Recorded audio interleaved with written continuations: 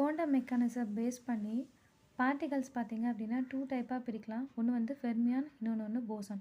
ஃபெர்மியான் அப்படின்னு பார்த்தீங்கன்னா அதோட ஸ்பின்னோட வேல்யூ ஆஃப் இன்டிஜராக இருக்கும். எக்ஸாம்பிள் 1/2 -1/2 3/2 ஸோ ஆன் இந்த மாதிரி போயிட்டே இருக்கும். போசான் பார்த்தீங்க அப்படின்னா இன்டிஜர்ஸாக இருக்கும், ஹோல் நம்பராக இருக்கும், 0 1 2 3 அப்படின்னு சொல்லிட்டு. இதோட ஸ்டாட்டிஸ்டிக்ஸ் வந்து ஃபெர்மியான் டெரைவில் இருக்கிற ஸ்டாட்டிக்ஸை பேஸ் பண்ணியிருக்கோம். இது போசானோட ஸ்டாட்டிஸ்டிக்ஸ் பேஸ் பண்ணியிருக்கோம். பாலி எக்ஸ்க்ளூஷன் பிரின்சிபலில் இந்த பார்ட்டிகல்ஸ் எல்லாம் ஒபே பண்ணும். போசான் பார்ட்டிகல்ஸ் வந்து ஒபே பண்ணாது. வேவ் ஃபங்க்ஷன் பார்க்கும்போது இது வந்து ஆன்டிசிமெட்ரிக் வேவ் ஃபங்க்ஷனாக இருக்கும், இது சிமெட்ரிக் வேவ் ஃபங்க்ஷனாக இருக்கும்.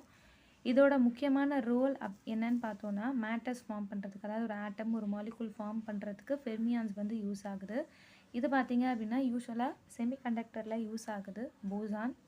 எக்ஸாம்பிள் வந்து எலக்ட்ரான் வந்து 1/2 அதோட ஸ்பின்னோட வேல்யூ வந்து ஆஃப், புரோட்டானுக்கு அதோட ஸ்பின் வேல்யூ ஆஃப், நியூட்ரானுக்கு அதோட ஸ்பின் வேல்யூ ஆஃப்.